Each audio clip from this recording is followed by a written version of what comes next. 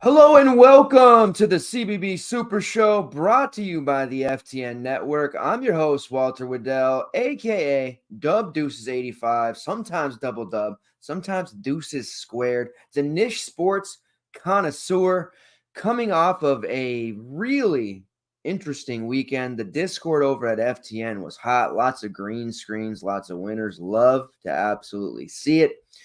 Post Super Bowl Sunday. We're now full steam ahead, rolling into basically mid-February, if you can believe it. We're just a day and a half away from Valentine's Day. For those of you who may have forgot, don't forget to get the Mrs. or the Mr. something. But anyways, yeah, now that football's effectively over, that NFL money is going to start to trickle over. They're going to probably, dabble in NBA because of the prize pools. But that All-Star break is coming up. People are going to jump over, see what this college basketball business is all about. You're going to have the opportunity to get a lot of unique opponents there, and I would recommend putting, some head-to-heads up. Maybe you don't normally do that, but there'll be contests that, you see some names you don't really recognize as well, and this is a great time of year because there's people that play just to have action. For those of you who have been grinding since day one, all the way back in November, and even before that, watching the preview shows, conference previews, transfer portal stuff, all of that, now's the time where you'll be able to put the foot on the gas and start building that bankroll up. Props are still on fire. Mike Kutry is killing that. Mike Randall, our chief content officer, hogging up all the credential passes. Throw me one, man. Let me get some credentials. Let me get to these games with you, man. Come on now. He's doing the betting shows and absolutely crushing it. The team that we have is phenomenal. And now we are on the home stretch, ready for conference tournaments and March Madness. A few weeks left. Every game truly matters. Nobody knows what the net rankings mean. I mean, we know, but with the process that goes into those net, this team has more quad one wins, yet they're further back. Just whatever. It's better than the RPI, I guess. But if you are new to the show, what we do here, just to lay it out for you, is cover the DFS slates primarily from DraftKings for college basketball and break it down into tried and true game-by-game analysis. Will be any, core plays, optimal plays, guys that I like, guys that I don't like, overpriced, underpriced, sneaks, posh play of the day, which is our version of the sneak play of the day. We don't bring it out often, but when we do, we really mean it, and we absolutely love talking about this stuff and getting people to the green screens or to the window more traditionally. If you are a return viewer, thank you. Pull up your usual seat around the office here. All of us come together supporting the show by hitting the like button. You guys have done a phenomenal job with that. It has really helped the show, not only with our overall views on the channel from what we normally see, but it's also boosted it further because as we get into the really, fun, most electric and exciting time of the season, more people are going to YouTube or Google and searching CBB DFS and college basketball betting and all this other stuff.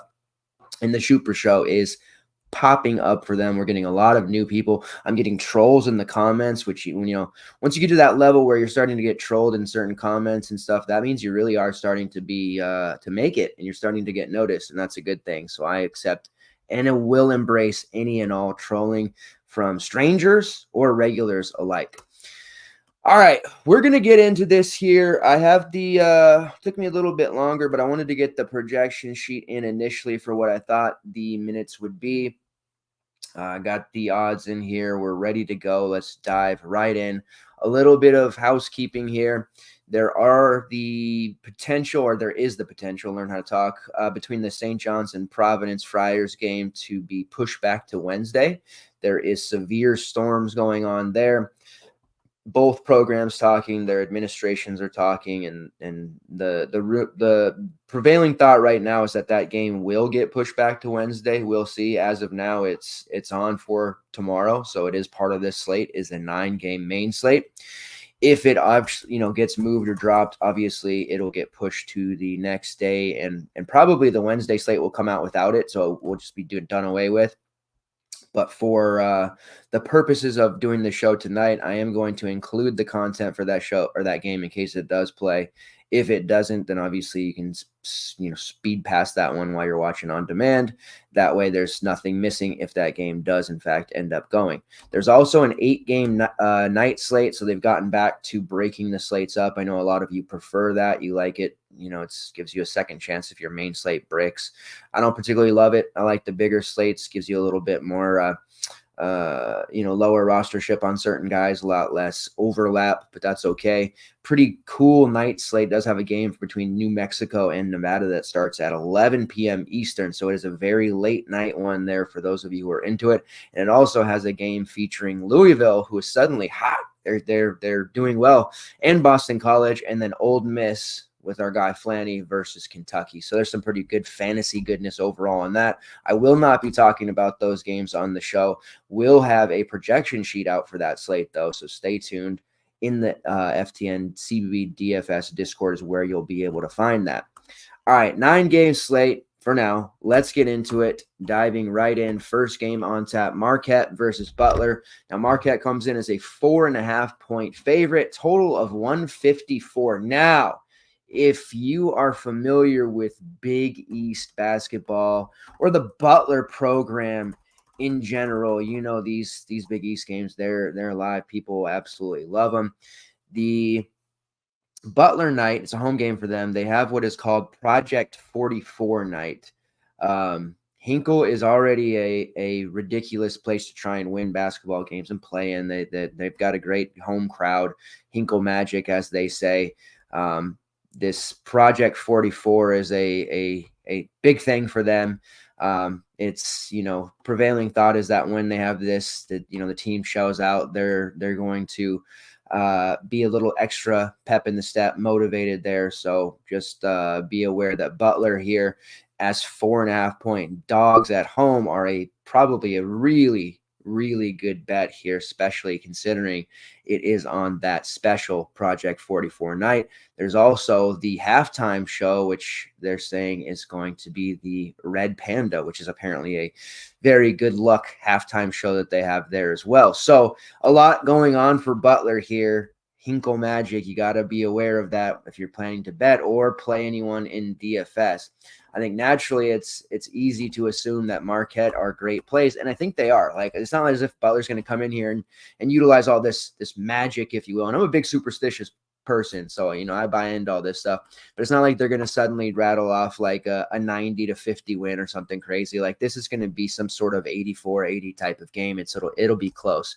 So Butler outright, and the spread there is obviously the way we want to go. Last time these two teams played at the Pfizer Forum, Butler did win 69-62. In that game, Pierre Brooks hit a bunch of threes, had 14 points. Jalen Thomas had 10 and 14. He's since pretty much fallen off from there. Posh Alexander had 5 steals, really locked him up there, 7 assists. But overall, it was a really balanced effort, and the youngster Landon Moore had 14 points, hit a couple of threes off the bench.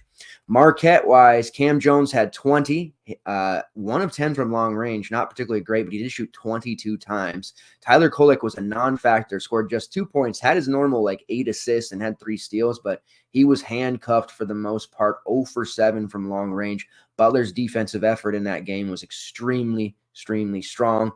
David Joplin had 9 points. Stevie Mitchell had 10 and 8. It was actually and 4 steals. He actually had one of the better stat lines on Marquette. And also Iguodaro had 12 points, 9 rebounds, 4 assists. Did find himself in some foul trouble, but he did okay. Pretty interesting there that Butler was able to really make them work and shut them down in such a way that their 3-point shooting was not there like we sometimes see. With the Marquette side here, you obviously have an extremely expensive Tyler Kolek at 9.7, coming off some relatively strong performances. St. John's, 11 of 17, 13 assists, 7 rebounds, 27 points. He has hit 60 now in 2 of his last 3 games. Hard not to want to have exposure, but almost 10K. This is the right price for him, definitely, but I don't know that we can actually pay that up for him, considering the fact he struggled so much against Butler offensively at home. Now he's going on the road to do that. Shot 1 of 13 against Butler. He's going to have Posh in his shorts throughout the game, and I still believe Posh is one of the better on-ball defenders in the Galaxy. Now, he did have 24 fantasy points in that game while making 1 shot. So, I mean, it shows you Kolik's peripherals are so good. But we're not talking about an 8K Tyler Kolek like we're talking about 9.7. Oso Ighodaro at 8.1. That is where I'm sort of looking at. Kind of giving his flowers this year. I thought Marquette was going to be really soft on the interior this season coming in, but Ighodaro has done phenomenal, not only owning the glass, but also been an elite rim protector, blocking multiple shots each and every game. The Butler front court isn't really all that great themselves. Andre Screen off the bench playing some minutes. He's got size, but he's not exactly quick or athletic. And then you have Jalen Thomas, who finds himself, on the bench more often than not due to fouls, and he doesn't impact the game as much as he did in this first meeting. So their front court isn't all that great. I do like Oso in this matchup, and I think he can certainly do some damage. He has to stay out of foul trouble, and we'll see how that shakes out. Always an issue for starting big men on the road, knowing if they're going to get a bad whistle or not. And also these Big East games, they tend to get ref assignments, that end up being a poor matchup because they like to call fouls and all that. And it's tough sometimes to get that ref information prior to the game where it's not like 2 or 3 minutes before. There are a couple of guys there. Bo Borowski's not around anymore. Obviously, he was the worst defender, but there are a couple of other guys. James Breeding, he's the one that we're seeing a lot of. Any games he does have turned into really trash games, and we're seeing a lot of fouls happen when he's there. So we'll look out for that one, but this is a prime game for him to maybe turn out to. Outside of the big 2, if you will, for Marquette, there is Cam Jones at an extremely cheap price. Now, he didn't do the business for us over the weekend. He was pretty mediocre there against St. John. 16 fantasy points, 3 of 10 from the field, 1 of 6. Now we know because he doesn't do anything peripherals wise, 2 assists, maybe a rebound, maybe a steal. He has to get majority of his production from scoring the basketball, and this 5.4 price is extremely appealing. Coming off the big game against Georgetown, I had a lot of Jones. I thought against St. John's it would be a good matchup for him, but they did a good job shutting him down in both of their appearances this season. And he wasn't really all that highly owned, somewhere between 15 to 20%. I expect him to see a much higher rostership in this one, especially if that Providence game drops off this late.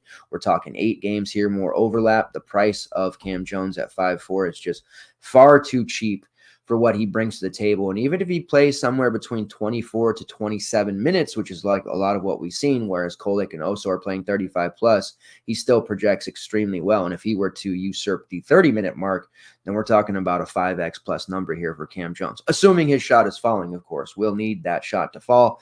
I think he's going to get major volume as he always does, so it's really hard not to want to just jam him in to majority of your lineups there at 5.4, especially when he's so much cheaper than his counterpart, Tyler Kolek.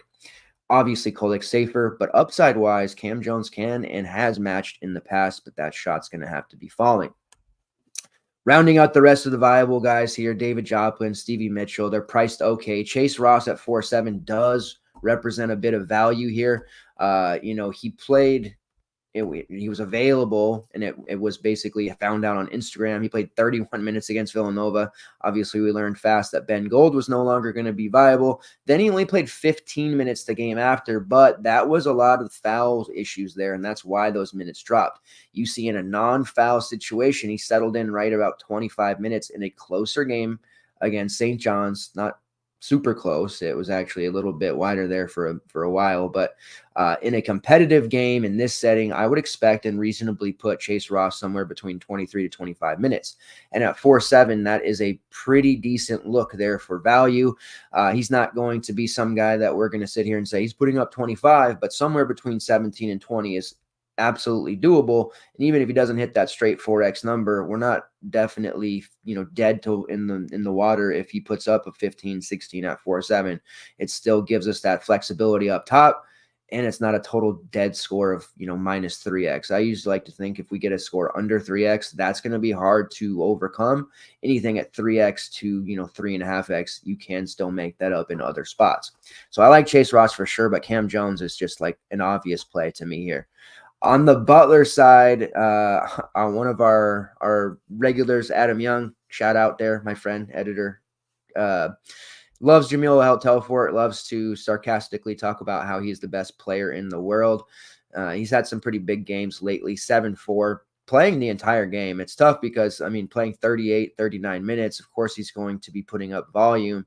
Not the best play for me at that price of 7-4. I'd much rather play our guy Posh Alexander at the same price, knowing that as long as he doesn't get into any silly foul trouble with trying to get steals or reaching, he'll play 35 to 36 minutes. And one thing about Posh is his shot volume, especially the last 2 weeks of the season, has gone really, really high. In the past, Posh has been a guy that maybe wasn't the most aggressive offensive player, but we are seeing him in his role with Butler this year looking to take those shots. Now, he hasn't improved any on the 3-point range. That's been part of his game. I really wanted him to have practiced and gotten better at and really elevated his game. That unfortunately hasn't happened. He's still taking the threes, but he's obviously not making them. His overall percentage from long range is just under 28%. Not great, but there is volume there. 2 of his last 3 games, he's taken 12 plus shots. So we have that going for us. Unfortunately, he only made 6 in his last 2 games after taking 20. He is rebounding at a high level for his size. He's very aggressive. He's obviously, if he's not scoring, then he's definitely diming on a play. We saw him with 8 assists against Providence, 3 steals. That's the part of his game we love. We know he's going to give us those peripherals. And if he gets a few shots down and starts to flirt with closer to 17 to 20 real points, he's liable to put up a 40-plus score here against Marquette. We got that Hinkle magic. It's a little bit of a higher price for Posh, which should keep his rostership down. But I like the fact that he probably has a better chance than most realize of putting up a huge score and eclipsing 30 with ease, knock on wood, but also maybe knocking on the door of a 40. You have Pierre Brooks at 6'5", gives you that guard forward eligibility, whereas Posh gives us the peripherals. Pierre not really going to be big in that category. He has been rebounding pretty well lately, but normally if he's not scoring at a high clip, he's not making value. And you've seen he's failed to reach 25 fantasy points in each of the last 4 games. Certainly still playing a lot of minutes, taking volume, so he's okay as a GPP look if you want there. DJ Davis at 6'7", who's been scorching. He has been just absolutely knocking down 3 after 3 after 3. He has scored 30-plus fantasy points in 5 straight games against a variety of opponents from Providence, Connecticut, Creighton, Villanova, and Georgetown, from easiest all the way to hardest. This is why they brought him in. He has really improved as a shooter from when he first got to Butler at the beginning of the season, and he has been a lethal option. 6'7" is a little bit high of a price for a predominant scorer. If we could meld DJ, Pierre, and Posh into one player, we'd be talking about a guy putting up 70s every game. Obviously, this is not a possibility, so we have to pick and choose which one we use. He is a little bit cheaper than Posh, but I will still go towards Posh there and find that extra money to roster him over DJ in my main lineup, but doesn't mean I won't have some rostership or some exposure, I should say, to DJ Davis. Now, when it comes to their front court outside of Telfort is kind of a combo. Jalen Thomas is 4'8" as a starting big, and then Andre Skirring is 4'6" as the backup, and those two are splitting minutes. Now, we did see a couple of minutes for Bowden Kapke last game. Don't know that that's going to be something that really matters yet, but perhaps they're going to be looking to get him some more burn. But right now, I like Skirring over Thomas. Even though Thomas is the starter, Skirring has a little bit better fantasy point per minute number. He has been able to score in double digits fantasy points with sub 20 minutes pretty consistently in conference play, whereas Thomas had some nice games heading into conference play, and he's playing these 20-plus minutes, but he's putting together a lot less fantasy points than his counterpart. So he only played 16 minutes in the last, or 2 of his last 3. He did hit 20 against Providence, but 12 fantasy points, 9 and 3. Just really not that great of an option. So I don't, even though his price is getting interesting at 4.8, I still would prefer Screen. But with that being said, I'm not going out of my way to roster either of them. They're both very low-end options. And if we're starved for value, maybe we can look to one of them. But I think we have some guys who are semi-cheap enough to allow us not to have to go there. All right, we'll move on to Texas A&M and Vanderbilt. Who we got here? What's up, Vital Gonzo Gore? Yeah, what's up, man? Hey, says, hey, bro, first time catching FTN CBB live show. I appreciate it. Welcome. I appreciate you. Thank you for checking us out. I dig your username. Love it. All right, continuing on here. Vanderbilt versus Texas A&M. The Aggies are 9-point favorites, total of 136.5. Now, we just saw Vanderbilt struggle against just an absolutely god-tier South Carolina team that has been so vicious this year and playing so well under Lamont Paris. My guy, Colin Murray-Boyles, just continues to churn out these great games. Michi Johnson, unfortunately, he's broken. But we saw in that game the front court of South Carolina just completely nuke them. Colin Murray-Boyles could not be stopped. 14 of 17 from the field, most of those in the paint. BJ Mack had 18 points. He did hit 5 threes, more of a versatile, smaller, or a stretch 4, I should say. 18 points, 6 rebounds, hitting those 5 threes. Both of them really did the job against Vanderbilt, whereas Vandy did a little bit better job on the perimeter guys, but also South Carolina realized, and Paris is such a great coach, where they were buttering their biscuits, and they continued to get those two guys the ball. Murray-Boyles just completely taken over that game. Now, Texas A&M has a big in Henry Coleman, who has fallen out of the starting lineup, playing under 20 minutes. We have seen much more Solomon Washington, perhaps another undersized big, similar to what Colin Murray-Boyles is, but some offensive ability and a lot of similarities in their game. He might be the one to look at here and mirror that game that CMB just had. The tendency here against Vanderbilt is to want to just target the best player against them because they have been so fantasy friendly, and that would be Wade Taylor. But we're obviously going to have to pay an extremely high price for Wade, $8.8K. It's cheaper than Tyler Kolek, but it still is pretty high. Now, his point props continue to be 20.5 on most sites from PrizePicks, DraftKings, whatever book you can find that has props. So he's still going to be in that alpha role, and he's even, regardless of matchup, he can consider matchup proof as he's scoring at such a high level, put up another 25 real points in a just absolute undressing of Tennessee. You see the SEC, there's teams that just continue to beat up on each other, similar to the Big 12, similar to the Big 10. That's just what happens with the parity this year and how even a lot of these teams are. The one team that isn't is South Carolina. They keep chugging along here as they've just got 3 losses. But Wade Taylor, we know he's going to play 35-plus minutes. We know he's going to put up 30-plus fantasy points.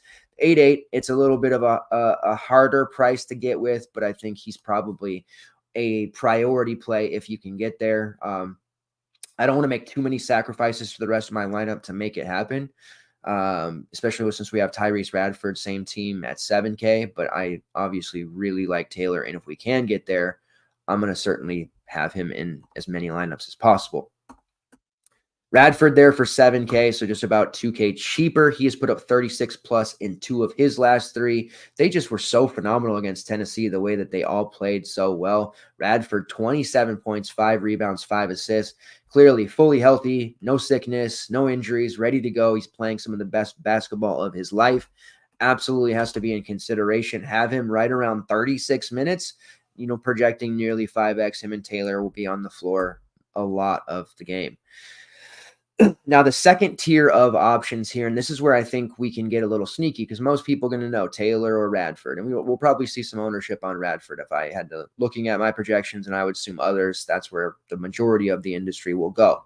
Solomon Washington, who's priced a little bit up for him at 6K, a terrible game against Missouri, which he should have went off, and he had 4 fouls, multiple fouls early, like 2 in the first 2 minutes, just completely threw him off track. Played just 18 minutes. Obviously didn't hit anywhere close to his projection, and you see where minutes volatility can hurt, and projections being accurate to minutes are we do it as well as we can, but obviously fouls, injuries. There's so many variables there. It's a little bit harder in college basketball sometimes. But Solomon Washington, when not in foul trouble, has played 26 plus minutes in 3 of his last 5 games, which includes 2 of the last 3, in which he played 30 against Florida and had 28, 10 points, 4 rebounds, 3 blocks, and 30 minutes against Tennessee, in which he had 28 and a half, 11 points, 7 rebounds, 3 blocks.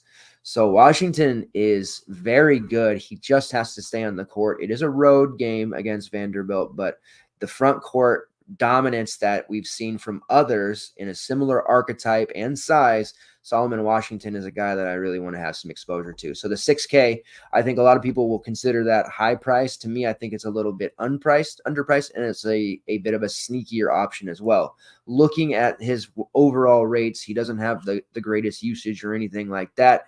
He does have an extremely high block rate, well over 5%, a combined rebounding rate of 25%. A lot of that 10.5 is on the offensive side of things, and he's shooting about 60% on non 3-point field goals. So Solo Washington is a guy I really like. 5th best block rate in the entire SEC. Think of all the upper tier front court options you have in this conference, and he is 5th in that category. I think he's going to have a nice game. We just have to avoid foul trouble. Anderson Garcia, this would be considered a luxury play. He has come a long way from being near min price for many, many seasons, 2 or 3. Now he's priced at almost 7K, and it's not even that bad of a price for him. I think he could have another huge rebounding game. He had 16 rebounds against Missouri, 17 against Tennessee. He doesn't need the ball to be effective. He's not a guy that has to score. You see he shot 2 times in that last game. He hasn't eclipsed 6 shots in any of the last 5, yet he has been over 23 fantasy points in all of them. So doesn't need to score to be effective. The price is a little bit higher, but it's actually right on par with where he's been, about 7-7-1.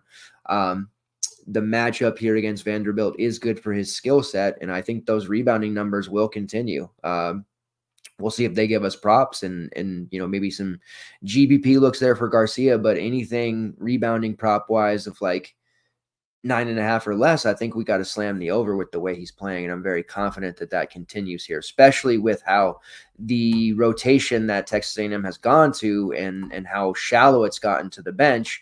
They're playing about 7 guys, 18 plus minutes, and that's what they're running with. So Tyrese Radford, Wade Taylor, Jace Carter, who we'll talk about in a second, Solo Washington, Anderson Garcia, and then Henry Coleman, who has fallen out of the starting lineup, not the rotation.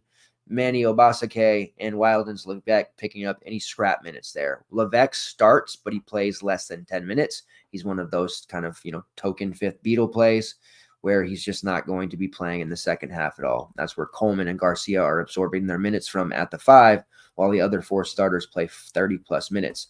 Jace Carter has really kind of come into his own as well. He's been a very strong fantasy asset. He's only priced at 5.4. That's pretty intriguing considering he's played 31-plus minutes in 4 straight games. He was another one, played really well against Tennessee, shot 10 times, had 20 fantasy points. He's hit that mark in 3 of his last 4 as well, so only at 5.4. Another secondary option that we can look at here if you can't afford Radford or Taylor, or you're running multiple lineups and you want exposure to others, Carter at that 5.4 price is definitely agreeable. I'm not thinking he's going to put up some sort of 6x number, but he should be able to coast past 20 and put up that 4x value relatively easy in a matchup like this. And then you have Henry Coleman at 5.4.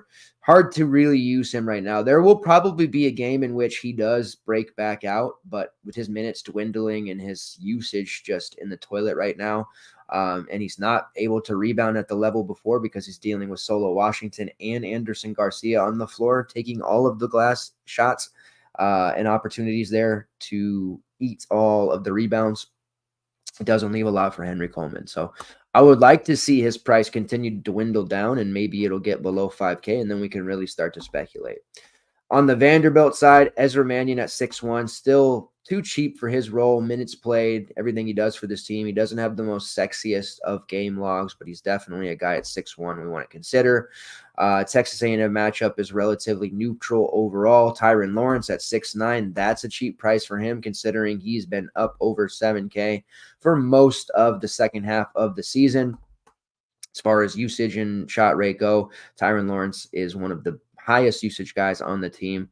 Don't mind him as much, but I do prefer Mannion in that lower 6K range instead. Then you have some plays like Van Allen Lubin, who are interesting for GPP looks if they get some foul trouble here for the Texas A&M side, and they're a bit undersized in the front court there. Vanderbilt may be able to take advantage there. Allen Lubin is somebody who does have foul issues as well, has had some trouble adjusting, but I could see him having a fairly decent game here. Both teams are a bit undersized, so neither is going to be able to fully take advantage of that, especially with Jason Rivera-Torres, who plays a lot of 4 for them as an undersized 4, has been playing little minutes or none at all due to various ailments.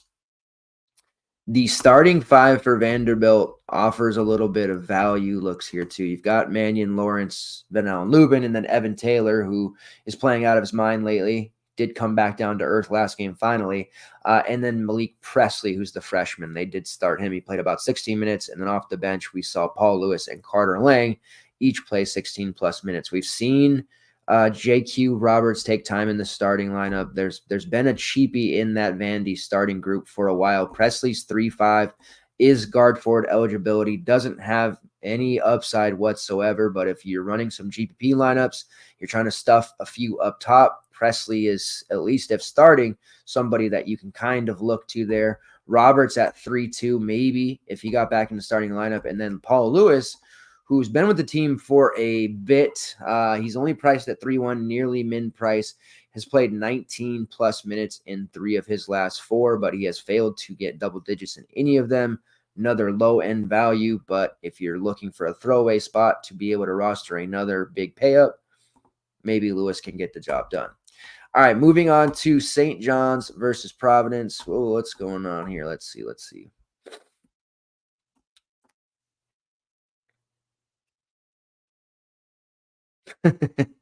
Gonzo. So that's what you like, Connor S. Thompson. I thought that might have been why you were having the name Gonzo there. Appreciate it, man.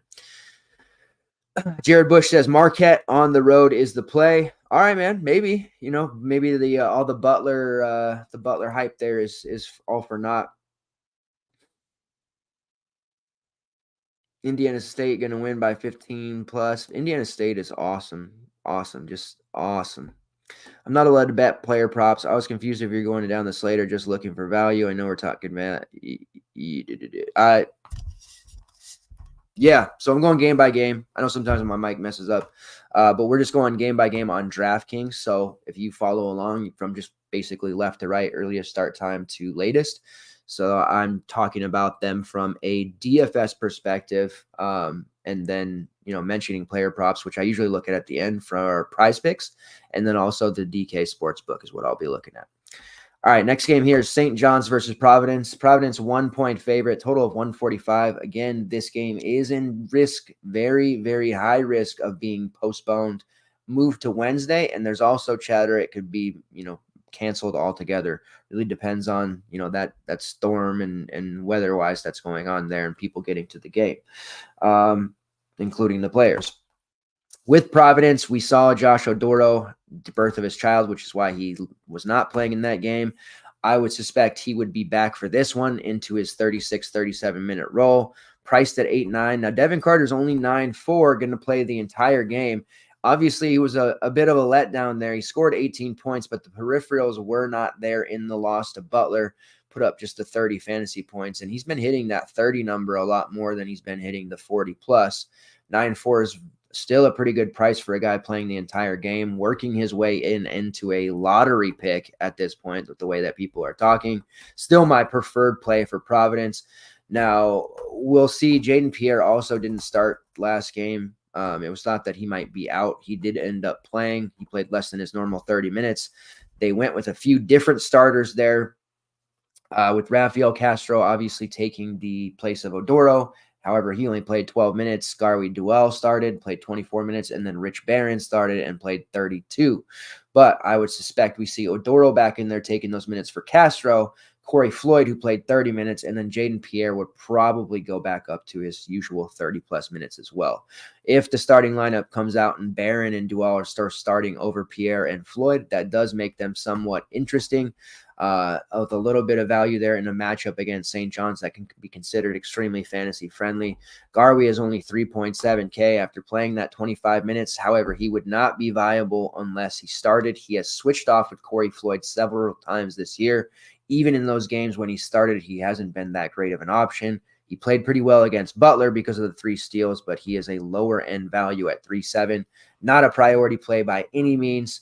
Barron at 3.3. Now, it was a little bit surprising that he was the one that played the 30-plus minutes. I thought Castro would, but Barron did shoot 9 times as well, heavily involved. Guard forward eligibility near min price.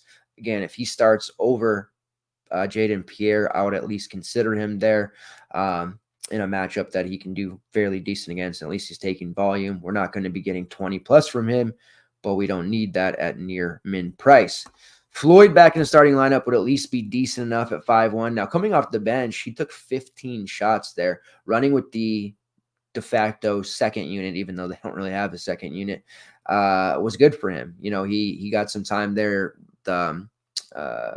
Dual off the floor, and really just getting to take any shot that he wanted. So he did put up one of his best games at 31.5 fantasy points, scored 20 real. He has played 31 plus minutes in 4 of his last 5, regardless of starting status. So he has pretty much solidified himself in this rotation and moving up the pecking order here, maybe even usurping Jaden Pierre. So we'll see how that shakes out over the next game or two. Pierre's 5.2. If he were starting, I'd be fine with him. We know he usually takes high volume, but he's been awful the last couple of games. Hard to trust, but that is a price play. And then ticket gains at 5.6. Low upside, safer play. You can definitely use him. Providence right now basically has a 7-8 man rotation dwindling down here.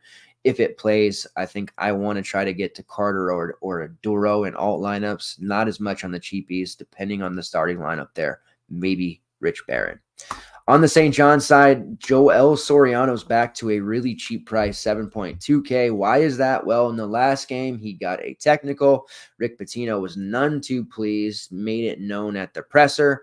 He ended up getting benched for a lot of time there, picked up multiple fouls, played just 17 minutes in a loss to Marquette, in which they really did look outclassed. So expect Soriano's minutes to go back up to a 28 to 30 minute mark there. I don't think he remains in the doghouse, but the 7.2 price on Soriano is absolutely delicious, as they say. But I think there's some concern there.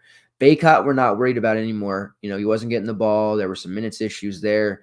He was kind of with the same with Soriano, just really cheap, but not hitting those high watermarks that we're accustomed to. He's breaking out of it, and now he's back to normal Armando Baycott. I think Soriano is getting there, but we've seen him. He struggled against UConn, obviously, and there's been times where he had the quick hook. As much as Rick Pitino, yammered about Soriano in the offseason as he's going to be a star, this is our guy, he's obviously going to hold him to a little bit of a higher standard there.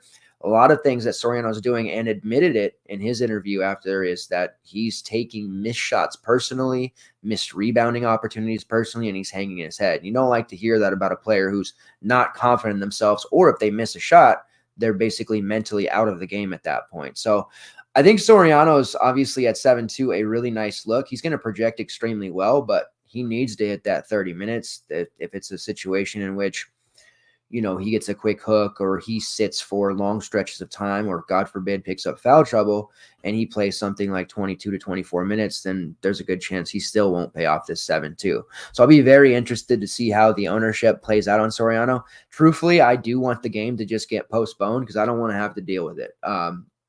I will feel obligated to roster him, and I'm really not that confident in him right now. I do like guys like Chris Ledlum, who's only 300 cheaper now, and that's where the conundrum comes in. Before, Ledlum's way cheaper, right? 6'4", 6'6". Now at 6'9", it's a little bit more difficult. Ledlum rebounds well. He has strong peripherals, and he can make shots and has guard forward eligibility. But when you're talking about a $300 discount compared to Joel Soriano, it almost doesn't make sense to play him. That gives us a little bit of leverage there, knowing that if somebody's going to be rostered on this team, it probably is Soriano, and we have guys like Ledlum, or all the way down here at 5K, RJ Lewis, who people are getting really worried about rostering because he's been picking up fouls. He's been very undisciplined. He's taking poor shots. Even St. John's fans, if you check on socials, are kind of down on this guy right now. But the only 5K price point is pretty juicy for him if we think he's going to get a high amount of minutes, somewhere between 27 and 30. We got the Jordan Dingle legacy game against DePaul that we wanted. Went back down to only 11 fantasy points against Marquette. I think he's locked in here as far as his spot in the rotation and pecking order. Mostly going to be a scorer. I don't mind him at 5-3. It's not my favorite spot against Providence, but he's definitely in the conversation. And then we have to talk about Zuby Ejiofor, who played 23 minutes there, picked up that time once Soriano was benched. 5 points, 2 blocks, 7 rebounds, 19 fantasy points. Zuby has a lot of upside. He needs to play more minutes anyways. Stills, our resident St. John's expert in the Discord there. He knows all about Zuby, talks about him a lot. He has solid rates overall, very bright future. I definitely want to see him play more minutes, but the only path for that to happen is at the expense of Joel Soriano, so it's kind of a catch-22 there.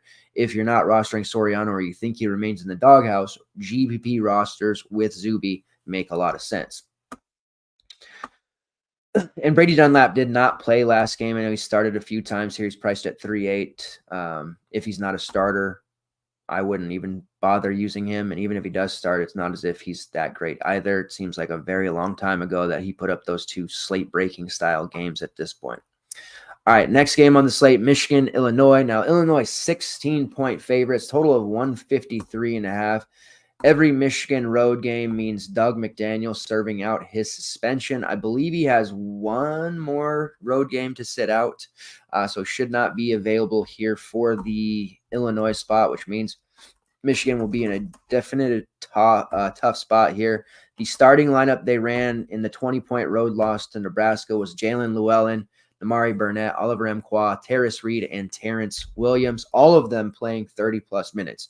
I think we'll probably see something similar at this point. The bench is Will Schwetter and Trey Jackson, and then a bunch of guys. So this Michigan team really is struggling in these road games. It almost seems like they're just mailing it in. Jalen is 4.9. He's not even that cheap anymore. He's had some pretty big games at high rostership and playing huge minutes. At the very least, we know he's going to play 30-plus minutes here, if not more. But he is going into the Lions' den for sure here against the Illini. Everybody else on Michigan is relatively cheap. Terrace Reed at 6.6, Terrence Williams at 5.8. Both of those are interesting prices. Oliver Mkwa at 7.3 is just a very steady performer, but you don't have to roster him because he very rarely goes over 30 these days, and he's never on the optimal, and it's just kind of an okay price for him. Like, productive, yet very, very mediocre at the same time. Shot 1 of 10 against Nebraska last time, but he did put up 27, which is at least decent enough there. The player I'm looking at on the Michigan side, if anybody, is Namari Burnett here on the road. I think he absorbs a lot more usage than he had in the first part of Doug McDaniel's suspension. We saw him shoot 10 times against Nebraska there, and he was one of the highlights. And it seems that he's maybe starting to find a shot a little bit more. 2 of the last 3 games, he shot 50% or better from long range. That's been Burnett's kind of Achilles heel, dealing with injuries, couldn't shoot right, just very cold, breaking a lot. Now it seems like maybe he's starting to find his stroke a little bit. So I do like him at 5.5. Now the Illinois side is where we're going to want to look, and I think we'll see quite a bit of rostership here. On the actual projection sheet here, as of now, we have Terrence Shannon, Coleman Hawkins, Marcus Domask, all sailing above 4X. Quincy Guerrier is very close, but it really depends on if you think Guerrier is going to get the minutes or not. He did deal with a bit of foul issues in the last game, which kept him to 14, but it seems like even when he's not in foul trouble, he's only playing about 22 to 25 minutes right now, which is a far cry from the 34-35 that we grew accustomed to in the first half of the Big Ten season. He's only priced at 5.9. He has a lot of flexibility with his position as a guard forward. We know he's got upside. He's shown it to us before, and he can crack this price, but minutes projection is going to be a little bit hard here. 35, I mean, he's going to blow the doors off that price. 21, 14 like he played last game, then it becomes a little bit harder. So really that's going to be probably more of a GBP play because I just don't know that we can trust his minutes right now. As far as the secondary options, guys like Luke Good, same thing, ranges from 18 to 20, not that exciting. Justin Harmon. I really like Terry Shannon once again. He did the work for our guy Mike Kutry, who got a seat the other day for Mania, thanks to, among others, Terry Shannon, who put up 39.5 at 7.1K, played 39 minutes in that game. The game before that, he played 39. Healthy, good to go, off-court stuff, off to the side at this point. 7.6 is a very good price for Shannon. Continuing to play 37-plus minutes, he's going to project very well. He is certainly going to be somebody that I'm building lineups around and considering him basically a core play heading into this slate. Leads the team in usage at 26.4%. Shot rate's 25.3%. Has a block rate, believe it or not, of over 2.5%, drawing 6.6 fouls per 40, generating offense, even if the shot's not falling. You got to love it. And he's got his average up to about 35-36% from long range. Now, Coleman Hawkins, I have to admit, he's played so well this season. I continue to think he's going to fall off. Like, how can he keep this up? Now, he had a pretty rough game in which he was in foul trouble the whole way against Ohio State, put up just 10 fantasy points, but this Illini team still found a way to win 87-75. Now, he was big against Nebraska, 20.7 rebounds, 5 assists. He fits the mold of that versatile, front court player that can quarterback it a little bit, can hit jumpers, can make the pass, rebounds well, shoots a little bit, not afraid to step out and hit threes. He's just so good. And in the past, he'd been so inconsistent, it was hard to really get behind using him. And prices of like 9-1, 8-5, those are a little bit rough for me. I can justify paying 7-9 for him, especially in this matchup against Michigan, in which I think he's going to absolutely dominate. Fouls being the only thing that can ruin him. And now you go back and look at the last time they played Michigan, just a few weeks ago on January 18th, in an 88-73 win on Michigan's floor. He had 21 points and 10 rebounds, a solid enough stat line, but 6 steals, which racked it up to almost 60 fantasy points. Now, I'm not going to sit here and say he's going for 60 again, but I would be very, very surprised if he didn't put up 40. And looking at where I have him now playing 34 minutes, I have him sitting at around 34.5 fantasy points. And I think that might be a little bit low. I think he goes over that as well, closer to 40. I think Shannon and him both hit 40. Both are under 8K. Both should be flagship plays if you're okay mini stacking. And I know my guy Scott, who's a big Illinois fan, is going to be doing that. But those are the two that I'm certainly looking at. A more balanced build is in the works here. And then you have Marcus Domask playing a ton of minutes at 7.6. He is more of a secondary option for me. It's a slight discount for Hawkins. I have them projected pretty close overall raw points-wise, but I do prefer Hawkins over Domask for what it's worth. All right, moving on to the next one here. I'll check out comments in a minute. Cincinnati versus Ohio State.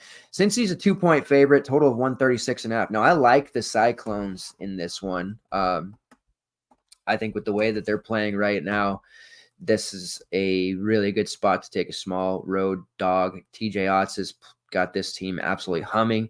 Even when a top player like Tamin Lipsey gets into foul trouble or struggles, this team still rattles off quality wins. They just beat TCU at Hilton 71-59, and that was with Tamin Lipsey playing 23 minutes. Now, I was really high on Lipsey coming into that one. Unfortunately, we got just the 23 minutes because he picked up 2 quick fouls, which is very uncharacteristic, but shows you the variance and how this happens in college basketball and coaches that are afraid to play guys with 2.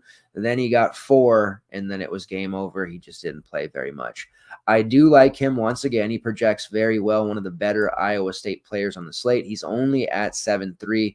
The matchup against the Bearcats, it's not great. Looking at it, obviously the total's under 140, so we're expecting a little bit more of a physical game. Iowa State's 3rd-ranked defense on KenPom, 165th in tempo ranking, so we know what to expect from them at this point. We don't usually target guys against them. Cincinnati, 200th in tempo, and they are the 20th defense per efficiency on KenPom. So a defensive battle to be sure, but that price of 7.3 for Lipsey is a very, very appealing salary. I don't think he'll be rostered very much. I think people look at it that and say this is a poor matchup. It doesn't project well. There's higher totals. There's several others that are over 160. But Lipsy, I think, playing 30 plus minutes here is going to do a lot. Doesn't have to be a scorer to make value at this price either. We know his peripherals are elite, and he was showing that heading into the conference season by putting up these 35, 40, 45 fantasy point games. Now, he has a usage rate of 25.5%, leads in shot rate at 23.2%, and has the top 30 assist rate at 33%. His steal rate at 5.6% is the fourth best in the entire country. Very few players with a higher steal rate, and he's also shooting 38% from long range.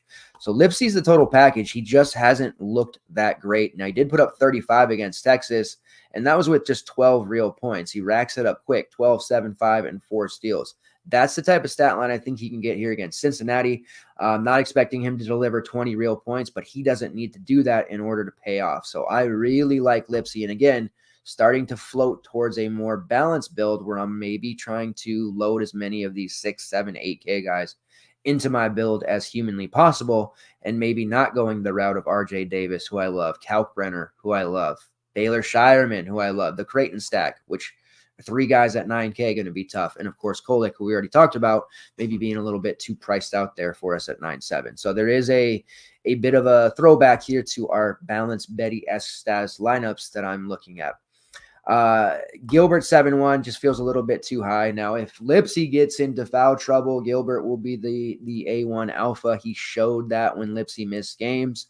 And in the Texas game in which Lipsy kind of broke out, we saw a more mediocre performance from Gilbert of 21 fantasy points. With Lipsy on the bench, more often than not, Gilbert delivered 29. And we saw off the bench there Curtis Jones pick up some additional minutes, played 30, knocked down 3 threes, put up 25.5 fantasy points. He's only 5'6". Don't mind him as well as a cheaper option if you want to go that route. And then you have the various forward options that are cheap. Trey King, Hassan Ward, and Robert Jones. Don't particularly love any of them, but Trey King at 5'1" is at least a decent enough play there. Gives you some salary savings and somebody that we can realistically believe will play roughly 30 minutes, even though the matchup against the Bearcats front court isn't really all that great on paper. On the Cincinnati side, outside of Dan Skillings, I don't particularly love any of them, and it's tough because the prices are so good. Victor Locken is priced at only 5.7. Now, he'd been super sick here to end January, and it's caused him to miss his usual minutes. We're talking about a guy who normally knocks on the door of playing 30 minutes. He played 13 against Houston, 17 against Texas Tech, and 18 against West Virginia. So those lost minutes have caused his price to absolutely, cascade after being up over 8K at times this year. Really have to look at it like this. The starting, if you're going to target against Iowa State, I would stick to the starting group here.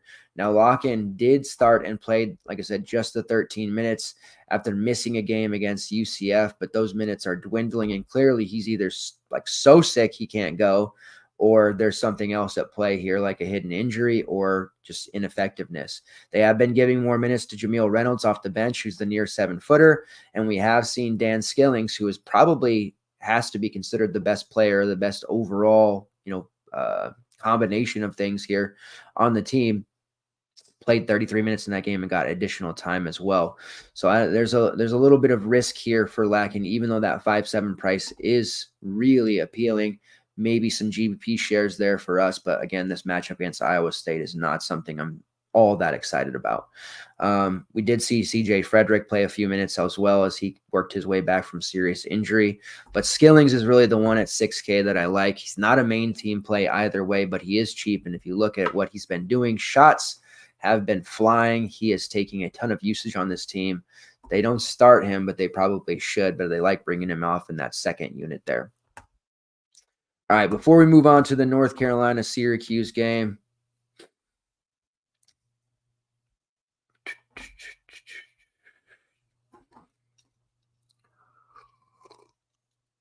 all right, man. Yep, I appreciate it. Illinois first half spread. We're to win by 11 plus as leg one. Yeah. Texas A&M minus 5.5. Love that. Love Texas A&M. All right, North Carolina, 8-point favorites against Syracuse, total of 157.5. And North Carolina, they're going to get hot here. They've already been playing extremely well. Got a good win against Miami, 75-72 on the road. After losing the home game to a tough Clemson squad, RJ Davis playing extremely well, worth every bit of that 9.2K. But this is one of those spots where if you weren't using RJ at 8-1, 8-4, those type of prices, it's kind of hard to jump on him now. The matchup against Syracuse is obviously fantastic. He torched them last time at home against Syracuse back on January 13. He only needed 27 minutes to hit 40. It was a 103-67 blowout, so he played less minutes. Normally, we see RJ on the floor for 36, 37. He just played 27. So got to keep that in mind there too. But if it turns into a blowout once again, got to figure it'll be a lot of the reasons is RJ Davis. Now, Armando Bacot up to 8-7 as he continues to look like the classic version of himself. 35 against Miami, 42 against Clemson, 46 against Duke. This is that Armando Bacot that we love, breaking these double-doubles down like it's nothing, playing huge minutes. So the big thing for him, obviously, is to stay out of foul trouble, and he's been able to do it in such a way. He had 4 fouls in the Clemson game, but still played 33, and he did foul out against Miami late, but it was in 37 minutes. So I love Armando Bacot, but at least priced at 8-7, it's not a you have to roster him. I think he's going to be somewhat owned, maybe between 20-25%, possibly more. Where I like to go again now, because his price has dropped below Bacot, is Harrison Ingram, who sits there at 8-2, coming off the back of 2 straight games under 25 fantasy points. People are going to start looking elsewhere, not considering Harrison. Now, with Bacot starting to own the glass again, it has hurt Harrison's rebounds, but I think here against Syracuse, he profiles a little bit better than Bacot does. And I think we see him have a double-double as well, one of his 12-10 type games. Then we're just hoping to backfill with some steals, assists, other categories there. But I do like Harrison Ingram. Day 2 price will probably be a little bit tougher to use as a main lineup guy, but he's a great GPP look and absolutely can be considered leverage, especially if Bacot starts to trend as a higher-owned, chalkier play there at that 8-7 price point. Now, we got to talk about Elliot Cadeau, who went from playing just 20 minutes against Clemson without Seth Trimble to playing 35 minutes against Miami and putting up the best game of his young career to date. Now, he's in there to be a facilitator. There's multiple other scorers on this team, but he showed us, just like he did against FSU a few weeks back, that he is capable of scoring at all 3 levels, and he did just that, scoring 19 points, 8 assists against Miami, 41 fantasy points. Now, I don't want to chase that at 5'9", but I think he's locked in over 30 minutes, and the matchup against Syracuse is pretty good for him. Defensively, he's starting to show some chops. We could see him start to rack up stocks as well on top of his newfound scoring ability. His upside is pretty high at 5'9". I think there will be some chasing going on there, but I think we can justify it and roster him due to the situation here, and that Syracuse is probably going to be waving the white flag here very early in this game. I think North Carolina kind of just smacks them, to be honest, and that's a good thing for plays like Elliot Cadeau. Right now, I have him about 30 minutes. His overall rates, that puts him about 23 fantasy points. Nothing great there, but this new upside he's showing, he's at least a worth a look in some of your alt builds here. Cormac Ryan at 5'1". This is the semi-value that I had been talking about earlier in the show. He's somebody that is not exciting by any means, but popping Cormac in your roster at 5'1", it gives you some up top savings, and it pretty much locks you into a player that you can count on for 20 fantasy points. Again, nothing special, but he could get hot, but he's really just going to be there as a way to give us some salary savings without hurting the rest of our lineup, and he does not sacrifice the integrity of the rest of our build. Paxson Wojcik is there. He played 18 minutes at min price. This would, just an okay play, I suppose. Jalen Withers at 3.5. His minutes went back down. Jalen Washington at near min price. You can play any of those guys if you think it turns into a big blowout. Now, I always say I try not to worry about blowouts in college basketball. I think it's one of those more happens less than people realize, or when it does, coaches aren't in a hurry to bench their guys. You're not having like 12 minutes left in the game and everybody's getting pulled. So it's important to really remember that even if it turns into a blowout, that may not mean that Jalen Washington's suddenly going to play 15 to 20 minutes. Might just mean that he plays an additional 3 to 4 on top of the 7 he normally gets. So you have to really kind of play it that way. But there are some interesting near min price plays on North Carolina here if we think it does turn into a massive blowout here and they want to protect. As far as Syracuse, they have a typically or historically shallow rotation, and that has been the case under Coach Autry. Benny Williams dismissed from the team has made it even worse. Home loss to Clemson over the weekend, 77-68. We're really just going to see Judah Mintz. Chris Bell's playing ridiculously well. I don't know how we can play him, but we'll see. J.J. Starling and Malik Brown, all of those guys playing 30-plus minutes. Then you have Justin Taylor still as a starter, but he is losing minutes to Quadir Copeland, who comes off the bench. Copeland's been far more effective, a much better scorer, and overall just a more productive player. So he's getting those minutes, especially in the second half where Taylor's not. They only played one other bench piece there, Munyar Hima, who played about 5 minutes. So at least with Syracuse, we know that they're going to run their starters in the ground, which is what they've done under Coach Boeheim for years as well. So it's nothing new. We're really used to it. Chris Bell's priced at 6'2". He put up that 44 against Louisville. I basically told you he's going to have to prove it and show it to us again. He followed that up with 27 against Clemson. He has shot 23s in the past 2 games, made 12. Can't continue. That price, it's just too much for me. I'm not going to be there. $6K for Quadir Copeland. Even that for him feels a little bit high, but I am interested in using him. I think he's got a good shot at 30 here because he's going to get an opportunity to play most of the second half. And then the J.J. Starling price of 5.8, that one could be a particularly sneaky type play. I don't love the matchup individually for him, but he's been a really solid scorer for Syracuse of late, and he's somebody that at least has a safer floor at this point at the 5.8 price tag. The 2 premium plays, Judah Mintz, who at 8.2 still feels a little bit low to me, and Malik Brown at 7.5. Malik Brown just had that 50 a couple of games ago, but keep in mind it was because of 6 blocks, 5 steals. That's not something we're ordinarily going to see. And I don't love that matchup for him trying to deal with Armando Bacot down low as well as turn on Harrison Ingram. Sounds like, or it would seem like to me, Brown's going to be mired in foul trouble going up against those two. Now, at North Carolina, he played 28 minutes and had a solid enough 24, but that's not going to be enough. He was actually priced at 7.8, then a little bit higher. I just don't love the individual spot. Judah Mintz is a great GPP play, somebody who played 40 minutes against Clemson. Upside has not flashed lately, only 25 fantasy points. He's been taking a ton of inefficient shots. The volume is there. The usage is there. We're starting to see his peripherals drop a little bit, which isn't ideal, but he is going to have to take probably 20 shots in this matchup. At 8.2, he's a really good look as a GPP guy because I don't think anyone really ends up rostering him here. We got that, against Louisville at 8.4. I was pretty high on him, cored him.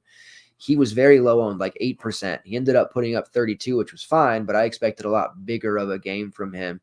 I just think at this point, he's more of an all-team build, not a core or main team piece, but I am predicting him to shoot like 20 shots for this one. All right, rounding out the last couple of games here, Pittsburgh versus Virginia.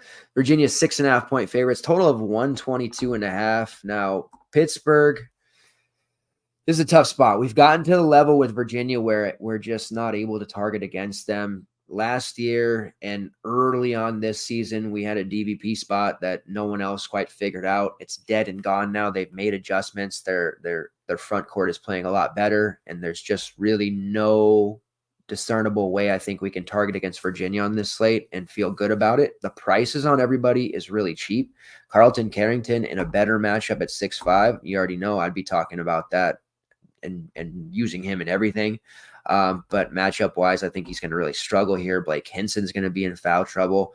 The one that I could maybe get behind using is Ish Leggett at 6'1", who I think will end up playing 30-plus minutes here relatively easy and have some volume. But I worry that, he's going to make 2 of 12 or something like that. It's just really difficult. So I'm not going to talk too much about Pittsburgh. The Virginia side, we can definitely utilize Ryan Dunn at 6'3". That is way too cheap. Coming off the foul out game against FSU, he fouled out in 20 minutes there, which bricked his overall score and has caused his price to drop. I absolutely love Ryan Dunn. I think, you see him get back to 28, 29 minutes. Not one of those guys that has to score. He's kind of early career Reese Beekman in that regard. He's going to do everything else. He's going to rebound well. He gets steals. He gets blocks. The peripherals are there for Ryan Dunn. He's just not that great of a scorer, but he doesn't have to be. They have Reese Beekman, who has now in his final season more of a scorer, and Isaac McNeely, who they've developed and put in so much time to, and they're allowing him to take every shot he possibly wants. So Ryan Dunn is really cheap at that 6'3" tag, and I'm certainly going to have exposure there. Reese Beekman at 8'1" is also nice. He's kind of a safe play, like you're running those single entry, double ups, head-to-heads, whatever. You don't get much safer than Reese Beekman. Not a lot of upside there. Maybe not the best GPP look, but definitely a safer option. Definitely noticing, or I don't know if you guys noticed, but you should. Blake Buchanan has been playing more minutes. Jordan Minor's minutes have been trickling back down below 20. Buchanan played 22 against Miami and 25 against FSU, starting to get him back into the rotation there, playing more and more. Somebody that I'm certainly considering here. Now, Virginia's kind of done the carousel of sorts in the front court. They have played various different options. They've dealt with injuries. We have seen Jordan Minor, because of those injuries, get in the starting lineup and really play well. He started to kind of regress back to how he was earlier in the season. Played just 12 minutes in that game against Florida State. Buchanan and Jake Groves have seen their minutes both spike, so I think we can look to them. Buchanan is the near 7-foot freshman. Earlier this season, he had a nice stretch, and then he went to playing like 2-3 minutes off the bench. Maybe a chance he gets in the starting 5 back over Minor, but at the very least, at 4'1", he's worth a look in all formats. If you want to use him in your main lineup, I think it's a possibility. If he starts, it becomes a no-brainer, but I think even if he doesn't, we're safe enough to look at this point that he should be able to pay this price tag off, or at the very least get close to a 3x number. And again, it's going to be more about those savings up top that allows us to roster some more higher firepower there. So I do like Buchanan. Leon Bond was in that role for us earlier when he was still healthy. Jake Groves at 4'8" is at least in consideration. He's a relatively safe option off the bench, as safe as one can be. And then you have McNeely at 6'2". Put up 40 against FSU. Maybe people will chase that. He has scored 21 in 3 straight. He is, like I said, the guy that they put a lot of time and effort into refining his three-point shot. Right now, he's shooting 49% from long range, which is 11th best in the country. He has a shot rate well over 23%, a usage rate over 20%. Definitely a guy that deserves some consideration, but he is more of a second-tier play for me on this particular slate. All right, Florida versus LSU. 10.5-point favorites are the Gators. Total of 160. There should be a lot of points scored here. We know LSU, they're involved in games. That means there's going to be pace and there's going to be fantasy goodness. LSU in their last game especially, high scoring galore, 109-92 loss to Alabama. Pace-wise, LSU top 50. Offense and defense, relatively mediocre. Florida, tempo-wise, 29th. Their offense is 13th per the Ken Pom metrics there, and they are one of the best offensive rebounding groups in the country. We'll start with LSU first. Will Baker is just playing unbelievably right now. Super chalky. That first half, I believe he put up like 22 real points in the first half, which is just a ridiculous stat line you'll see for him. Ended up with 24, so he scored just the 2 in the second half there. He's priced at 6'9", so they have him up from the 5'8" price, which is obviously where he should be. Matchup-wise against Florida's defense, it's good.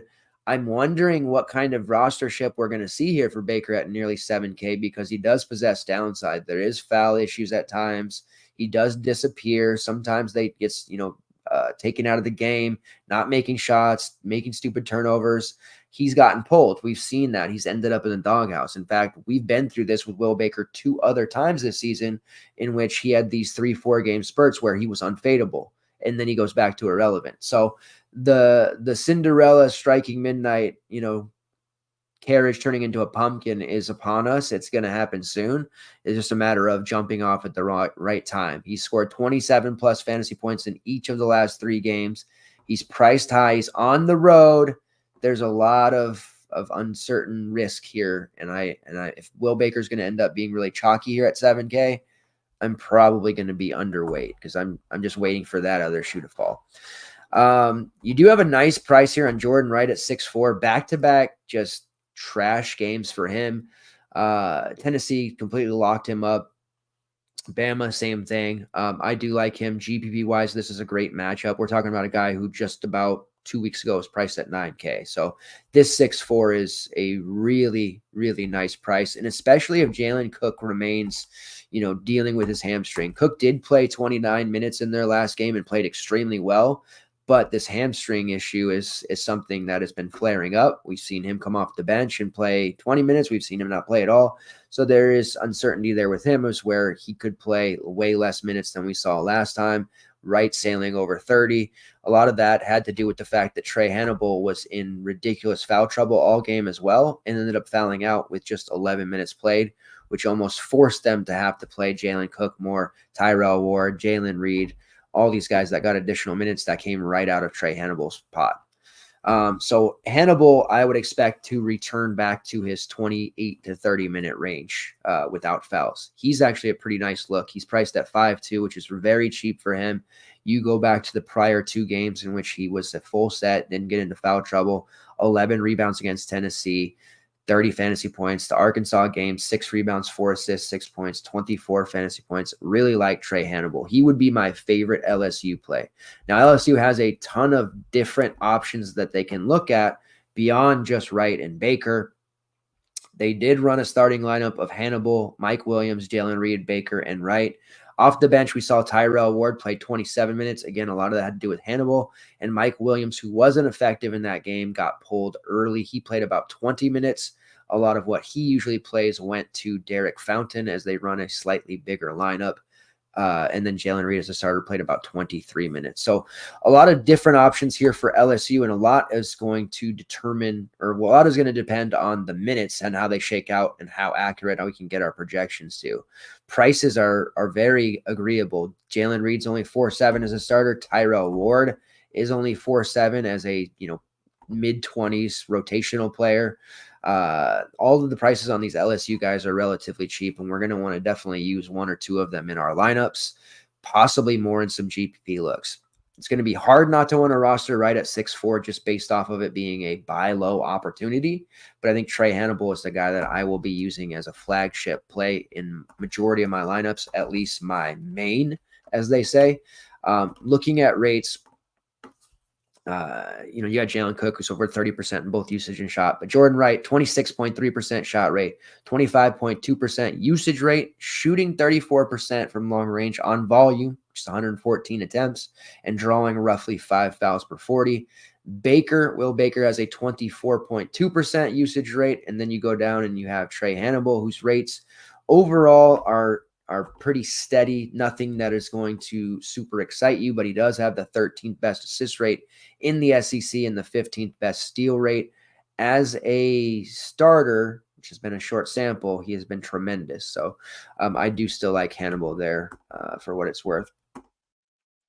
Florida side, they gave it to Auburn.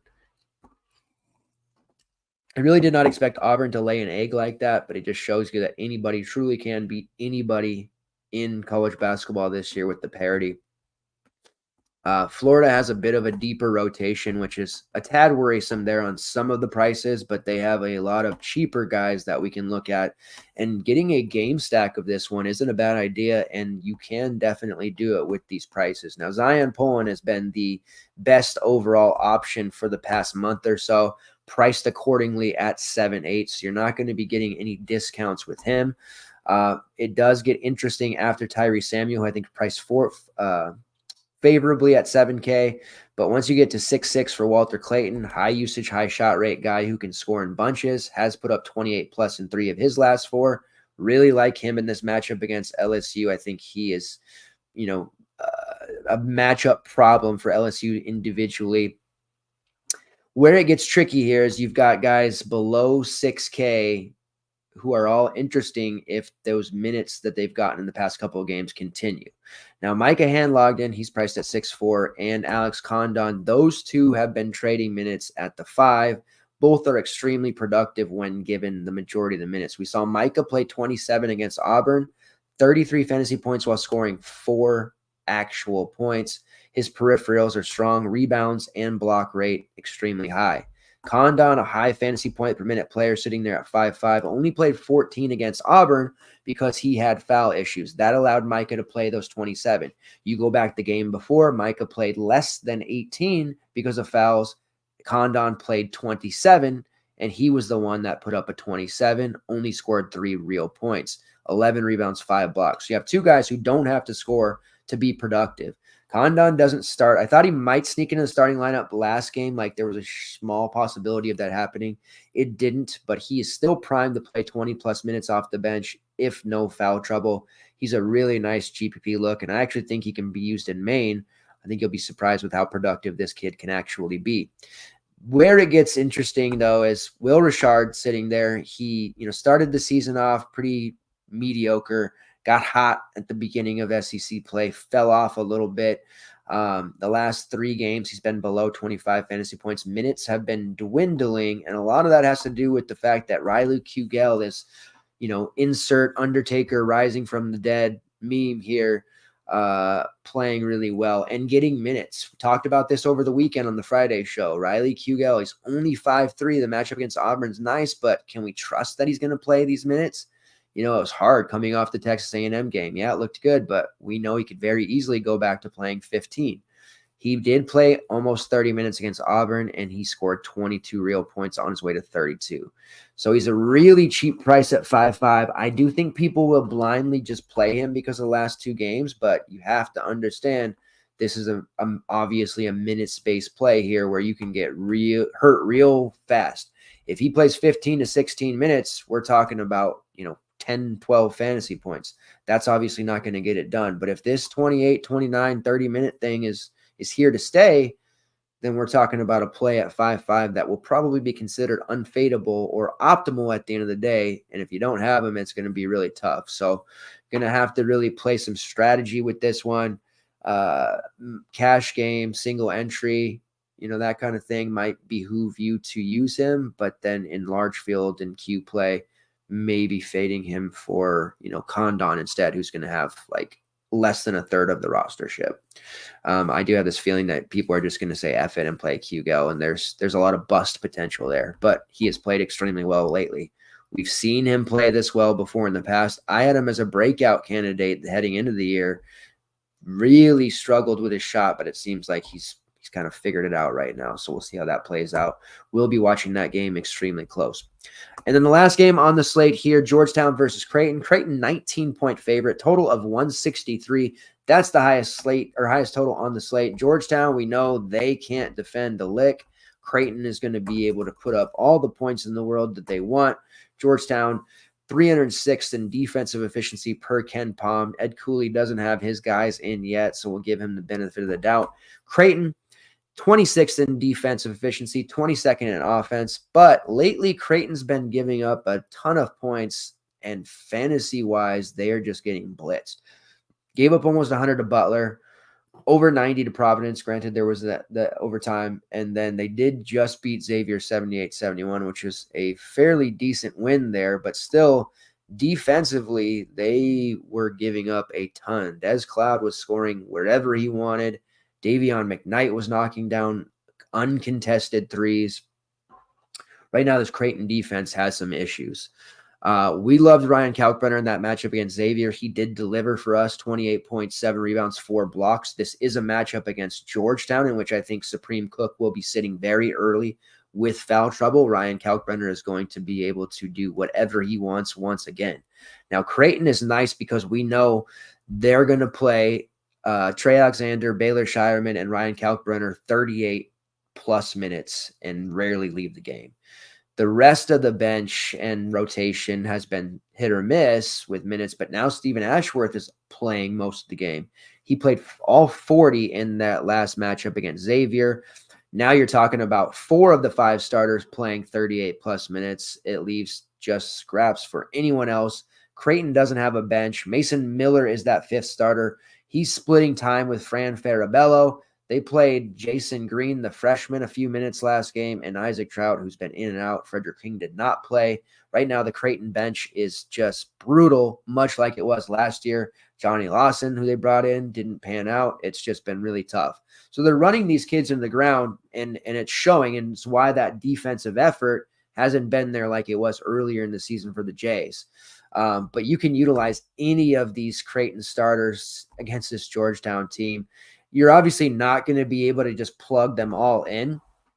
Now, the Rui Hachimura days of Gonzaga, there was a strategy we used where we just rostered the 4, main guys in the starting 5: Josh Perkins, Brandon Clark, Rui Hachimura, and they were all expensive, but each of them give you 40. So it was just like plug them in and then hope for the best with the rest. I almost kind of feel like that could maybe be utilized here for Creighton. I don't think we'll be able to pay that 9.6 price for Baylor Shireman. That's just really expensive. Elite rebounding rate, great scorer, 3-point, just elite shooter there.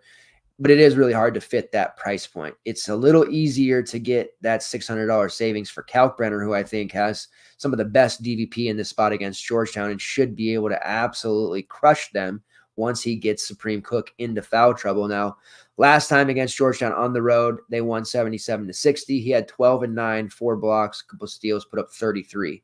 We obviously more than that at 9K, and I think he will oblige.